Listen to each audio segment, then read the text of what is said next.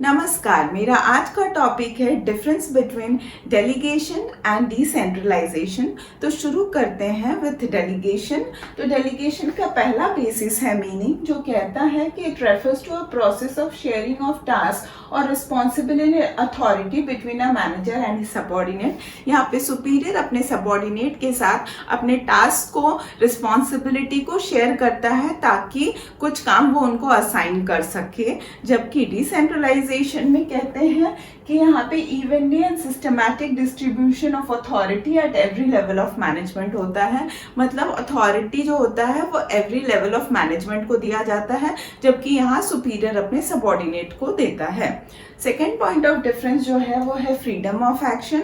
तो डेलीगेशन में कहते हैं कि less freedom is given to subordinate. Subordinate को लेस फ्रीडम दिया जाता है और जो कंट्रोल रहता है वो सुपीरियर अपने हाथ में ही रखता है। जबकि डिसेंट्रलाइजेशन में ज्यादा फ्रीडम दिया जाता है और सबऑर्डिनेट्स को डिसीजन मेकिंग पावर के लिए एलिजिबल किया जाता है ताकि वो अपना डिसीजन ले सके ऑर्गेनाइजेशन से related. Third point of difference है स्टेटस।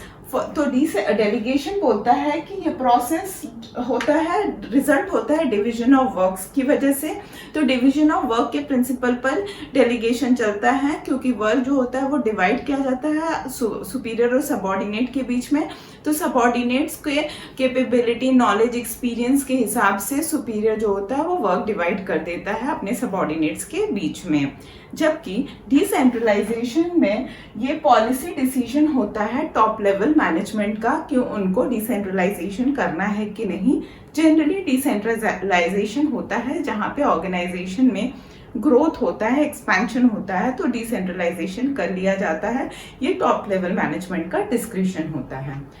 नेक्स्ट फोर्थ पॉइंट है डिफरेंस। रिस्पॉन्सिबिलिटी है उसका बेसिस, और वो कहता है डेलीगेशन के केस में कि it is the responsibility of every manager.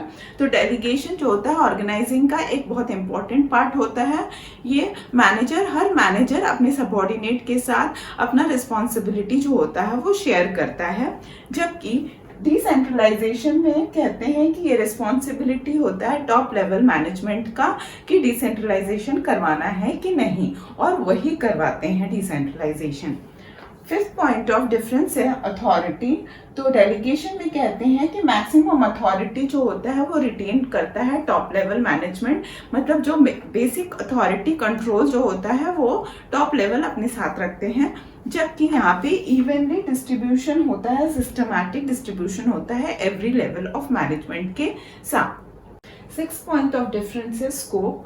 तो डेलीगेशन में कहता है कि इसका नैरो स्कोप है, क्योंकि ये लिमिटेड होता है सुपीरियर और उसके इमीडिएट सबऑर्डिनेट के बीच में। तो ये दोनों के बीच में ही काम रहता है, असाइन टास्क होता है, इसीलिए इसका नैरो स्कोप है। जबकि डिसेंट्रलाइजेशन के केस में वाइडर स्कोप है, क्योंकि ये एवरी लेवल ऑफ मैनेजमेंट इसमें इन्वॉल्व रहता है, इसीलिए इसका स्कोप वाइड है। Next point of importance that is seventh point है पर्पस। तो पर्पस क्या है? ये एम करता है, इसका मेन पर्पस होता है वर्कलोड ऑफ मैनेजर को रिड्यूस करना, क्योंकि उनको ओवरबर्डन वो ना हो जाए।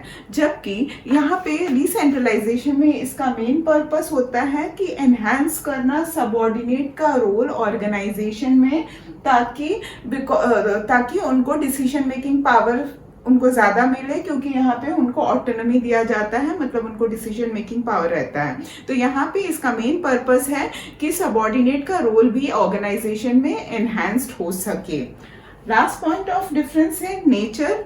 तो यहाँ कहते हैं delegation is a necessary act because no individual can perform all the task on his own. तो यहाँ पे नेचर जो होता है ये नेसेसरी टास्क होता है यहाँ पे डेलीगेशन, क्योंकि कोई भी मैनेजर सारा फंक्शन खुद ही नहीं परफॉर्म कर सकता, वो सारा काम अपना खुद नहीं कर सकता है, क्योंकि वो बहुत ओवरलोडेड होता है सारे वर्क के साथ। इसीलिए यहाँ पे ये कंपलसरी नेसेसरी एक्ट होता है ऑर्गेनाइजिंग का।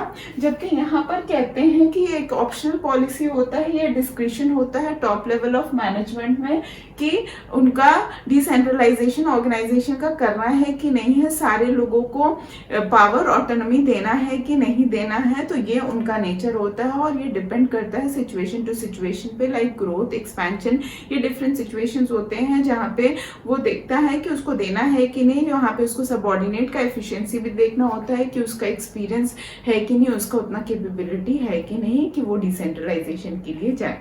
धन्यवाद।